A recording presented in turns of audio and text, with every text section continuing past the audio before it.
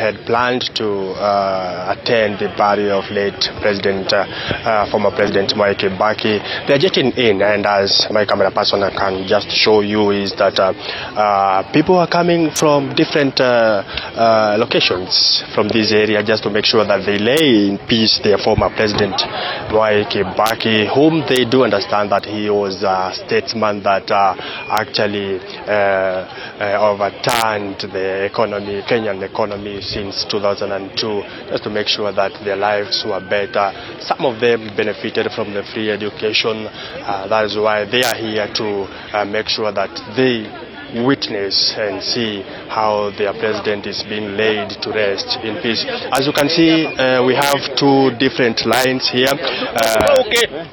Ladies and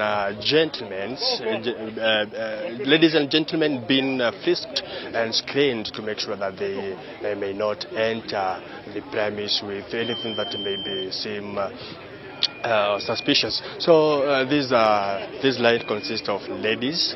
As you can see, they're getting screened. First of all, before they come to this line, they receive this booklet, the program, to show whom the former President Kibaki was. We'll just show you a little bit of how things are happening here.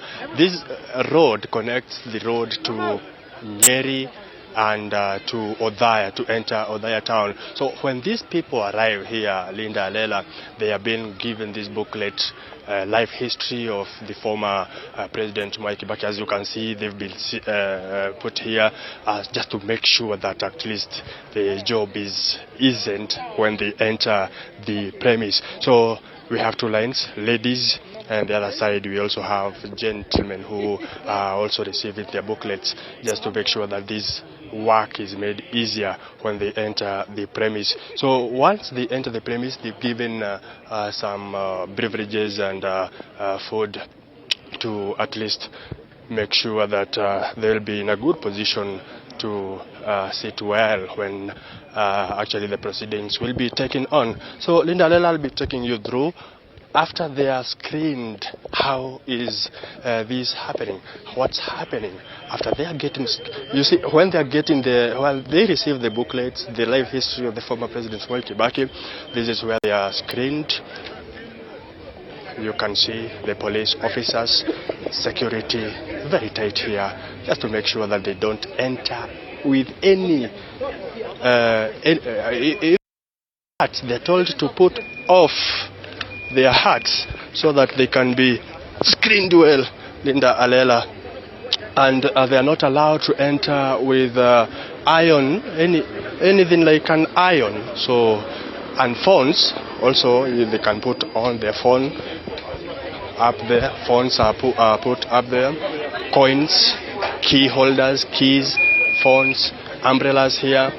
So they are told to take them off before they get in. So this is the main gate of the common Mwananchi where they are getting through. Then when they get through, you can see the other side here, we have NYS officers who are also assisting the security department to at least make sure that they maintain peace and order, Linda Lela. You see, they are given bread, they are given some water, they are given beverages here to make sure at least when the proceedings will be taken on, they will be in a good position to follow up. You can see the beverages have been put there enough just to make sure that about 15,000 Kenyans that will be attending this burial will actually be in a good position to follow up the proceedings. So we are here. We'll be keeping an eye of everything that will be happening in order to make sure that our viewers will be up to date on what is happening. Remember, the procession has already started from Nairobi, and I understand that currently, if I'm not wrong, they are in Thika Road past Kennel, or they are arriving Kennel that way. So we'll be waiting and see how it unfolds when they'll be using Karatina, Nyeri, Karatina Way, then to Othaya. So we'll be keeping an eye. My colleague Mudoka and I, we are here, set already for everything, every stop, every step that will be taken on Linda Alela. So just to show you some shots on what's happening when residents arrive here, taking a little bit of beverages, some soda, some bread. Then before they take their seats, I can take you through just to show you after they receive their beverages where they are going to sit. So this is, although they are taking the other route to sit at the farthest end, so that others, when others come, they'll be sitting at this end, so that we may reduce that kind of a congestion. So the earlier to arrive, they are taking the farthest end possible, so that the others, when others will be coming on late, they'll be taking this position here. So the seats are set. You can see some have been put water, these beverages. We have screens here, inside here. We have a sound system already set, ready for today's function. We understand that the function, immediately the body of the former President Kibaki arrives, it will be, the function will start immediately at 10 a.m., which will take about 4 hours up to 1 p.m., whereby we will be having another short procession to his home, Othaya, at Othaya. So we'll actually, that is where we'll be actually seeing how, or we will be taking about 100 guests will be taking the body to the graveside, just to make sure that they send off President former President Mwai Kibaki. I'm informed that the body has already arrived at Kennel, so actually our colleagues are taking an action to make sure that you get the live pictures of what is happening along the procession from Nairobi to Othaya. Linda Alela will also take you through how these people, when residents arrive, where they are being taken, and to make sure that they get a good space, so that at least they can enjoy, what is happening. I will also take you, ask one or two residents to inform us what is. How are you, sir? What is your name? My name is Charles Kenyo. I'm from Othaya. Place inaitwa Rorogoti. Tumekuja mazishi ya MP wetu kwa miaka mingi, so tumekuja kusherehekea maisha yake na kumpumzisha. Unakumbuka nini ambalo amewafanyia hapa katika eneo hili, na kwenye ni mbali kutoka mahali ambako Kibaki alikuwa anaishi? Kwetu si mbali, sababu hata nikienda nyumbani napitia kwake, hasa hapo kwake nyumbani. So sisi yenye tu tutakumbuka mengi ni kwamba ati Kibaki ametuachia hospitali, Kibaki ametuachia stima, Kibaki ametuachia barabara mzuri, Kibaki mwenyewe ametuachia maji.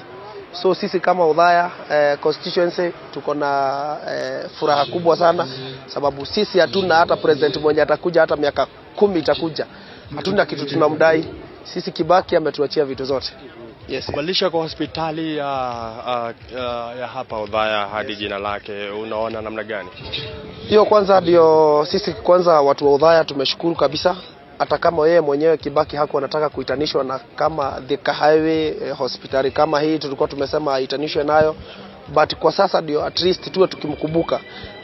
Tutasema ni shukrani sana kwanza kwa president wetu mwenye amekaria kiti, President Uhuru Kenyatta, kwa kufikiria ati hii Kenyatta ilikuwa inaitwa Kenyatta Hospital, Othaya Annex imeitanishwa na Kibaki. At least hata mtu akipita kwa barabara ama hata mwenye anakuja kwa hospitali, at least anaona kweli kuna Kibaki alikuwa bado.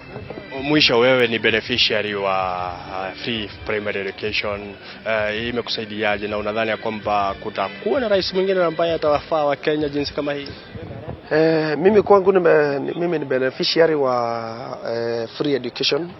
Nasema hata kama president wetu ama MP wetu, sisi kama kwetu sisi wetu ni MP, tunasema hatuoni kama kuna president mwingine ataingia ama atakuja kufanya mambo yenye Kibaki amefanyia hii Kenya, ama kufungua vile economy amefungua hii Kenya kama sahihi. So sisi tunasema ni shukrani kwa Kibaki na Mungu ampumzishe pema peponi. Tutakuwa tukimkumbuka sisi. Niambiaje watu ambao wanakuja hapa leo hii bado wako nyumbani? Ningeambia watu wote wako nyumbani wafike huku, press ya kukaa ni mingi, watu wako na chance mingi ya kuingia. Kila mtu atakuja ajionee hii eneo ya Othaya. Kama wewe uko mbali, kuja uone Othaya, ujue Othaya ni wapi na ujue Kibaki ameacha nini Othaya. Sababu sisi tunafurahi kubwa sana kuona Othaya ikiwa vile tumeachwa na Kibaki. Hata president wengine wawili wakikuja miaka 20, sisi Othaya tutakuwa mbele. Yes. Thank you. Linda Lela, as you can see, people from Othaya are very happy on how the former President Kibaki was able to inculcate the resources from the national government actually to mashinani. So they are very happy to actually see that the former president was able to bring resources up to the common mwananchi, where common mwananchi. So we also will have to seek another resident here so that they can tell us. Let me see. Mzee, habari yako?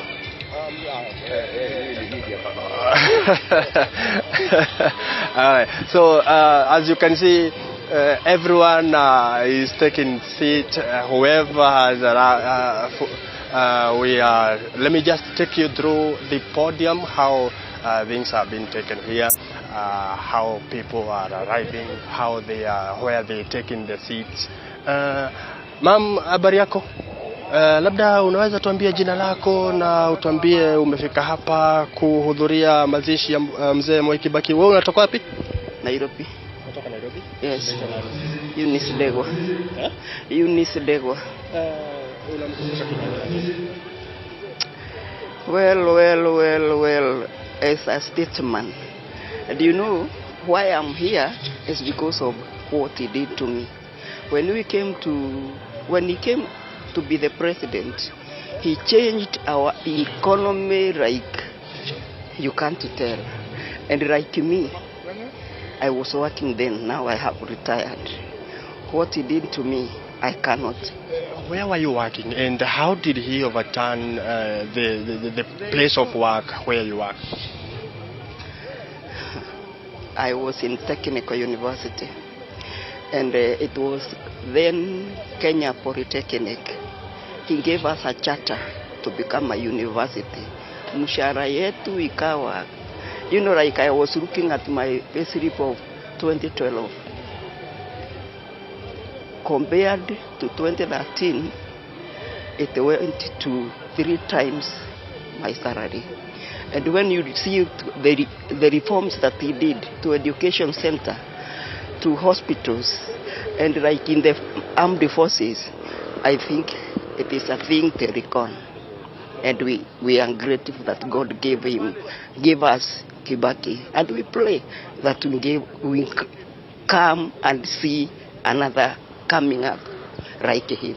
What can you tell people that maybe they intend to be here today? They've not yet arrived. We just want to give him farewell because he's a hero and something to remember in our history.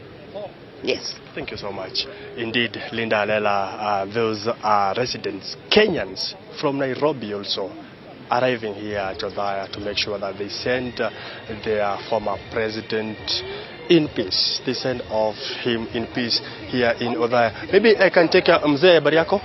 Unaitwa nani na unatoka wapi? Mimi naitwa Cyrus Wabogo. Nimetoka kaunti ya Nyeri. Kijiji gani? Kijiji ni Kagonye. Na kwa sababu huyu rais alikuwa wetu, Rais Mwai Kibaki, nafurahia kukua alituhudumia wema. Kwa hivyo ndio nakuja kumuomboleza. Kibinafsi alibadilisha maisha yako vipi? Maana tangu mwaka 2002 lazima ulikuwa na nguvu kweli, ulikuwa unafanya kazi. Amebadilisha vipi maisha yako? Katika maisha yangu nimenibadilisha, masomo nimetoka kwa yeye kwake. Kazi sikuwa na kazi wakati aliingia, kazi nikapata. Mimi ni welder machine. Kajifunza kozi ya welding. Kwa hivyo ndio nafurahia. Asante. Mzee, habari yako na unaitwa nani, unatoka wapi? Mimi naitwa Ruben. Kutoka huko Othaya, sehemu za Mahiga na huko juu. Unamkumbuka mzee nani? Mzee namkumbuka kwa sababu mzee ametusaidia sana. Sana kimasomo ya bure. Wakati aliingia tulipewa masomo ya bure tukaweza kusoma. Sababu hapo beleni tulikuwa tunafukuzwa shule. Saa kufukuzwa shule kukafanya hivyo. Ni wewe uli benefit na free primary ama ni watoto wako ama ni vipi ulifaidika pakubwa na uongozi wa Rais Kibaki? Sisi kwanza ni sisi kwa sababu mimi nilikuwa shule siku hiyo. Nilifaidika kwa hiyo masomo na kuambia hapo beleni tulikuwa na shida mingi sana. Wakati Kibaki aliingia tuliona mabadiliko makubwa sana. Sio hata wazazi wetu walipumzika kwa ile kazi walikuwa wanasoa kazi gumu sana kwa kulipa karo ya shule. So mimi nimesaidika sana kwa hiyo masomo. Watu wa Othaya hamkumbuki kama rais, lakini kama mbunge ambaye amehudumia muda mrefu sana. Ni kipi ambacho kitabakia kama mark kubwa sana hapa Othaya? Ile mark inaonekana kama vile vitendo Kibaki anakumbuka nayo ni kubadilisha environment. Ya kwamba kama barabara tulikuwa na barabara chafu sana, asikuwa na lami, ametuhudia barabara zetu siko sawa kabisa. Kwa hivyo sisi tunaweza mkumbuka. Sababu nyingine alifanya ni wakulima wakapata nafasi ya hiyo kupata pesa, wakaweka kwa mfuko kwa ajili ya kuangalia hali ya majani chai na kahawa. Ametusaidia kwa njia kubwa sana. Kwa hivyo sisi tunataka kama tuwezekana tupate president ambaye atatushughulikia kama Kibaki. Tunasafurahia sana. Asante. Linda Lela, you can allow me to speak to at least one lady here who is very smart. You can tell us your name, ma'am, and where you come from. Mimi naitwa Winifred Nyarwai kutoka Mkuruaini. Nimekuja hapa kusema kwa heri kwa huyu president wetu, kwa vile ni president wa maajabu. Ametuletea maendeleo sana huku Nyeri, hata country yote ya Kenya. Sasa nimekuja kutoka Mkuruaini kumwambia kwa heri ya mwisho. Kule Mkuruaini rais aliwasaidia na nini? Ni kipi ambacho mnakikumbuka sana ambacho aliwaletea? Kitu ya kwanza ametuletea maji, barabara ametengeneza. Environment ya huko Mkuruaini si baya sana, ni nzuri sana. Kwa vile amejaribu chini kutuletea mambo ya stima. Lela, allow me also to speak to this gentleman here wearing very nice suits and ties. You can tell us, what does this tie symbolize now that you people have marched together? Tie, my name is John Macharia Gichuru. John Macharia Gichuru. Natoka Kairuthi sub-location. Mimi ni former chief Kairuthi sub-location. Yeah. Unamkumbuka Kibaki vipi? Mlilelewa pamoja je? Ninamkumbuka Kibaki kama mtu tumeshafanya naye kazi wakati mkubwa sana kwa division hii ya Othaya. Na mtu ambaye ametufanyia mengi na mema ya kukumbukwa na watoto wote watasaliwa hapa nyumaye. Unavyosema mlifanya kazi pamoja Dio. Hapa mlifanyaje kazi pamoja na Kibaki? Manake naona umri wako vile vile ni kama wake hayati Kibaki. Mlikutana na yeye mkafanya kazi pamoja ama ilikuwaje miaka hiyo ya awali? Tulifanya kazi naye pamoja. Sisi ndio tulimchukua Nairobi. Akaja hapa akawa mbunge. Nikiwa mimi kama senior, mimi nilikuwa senior yake ya campaigner. Yep. Tukamleta hapa akatufanyia kazi. Na kutoka wakati huo yeye hajapingwa na mtu. Yeah. Ni kipi kikubwa alichowafanyia kijijini pale baada ya yeye nyinyi kumshika mkono? Kitu kubwa alitufanyia, moja ni kufanya kazi kama office ya all assistant chief area hii na all offices ya CDF katika every location ya area hii ya Othaya. Yes, na mengi alifanya kama maji, stima. Hapa Othaya sisi tumeshafika 2030. Ile 2030 alifanya. Hapa tunaye 2030. Ndio. Asante sana. Na akatufanyia mengi sana, mengi.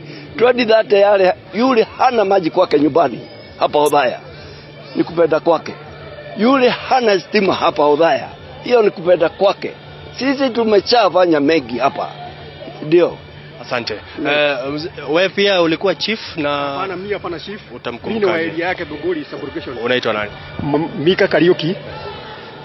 Mimi nataka kushukuru sana kwa sababu Kibaki alikuja hapa 1974. Na ile kazi anatufanyia hapa ni kazi mzuri.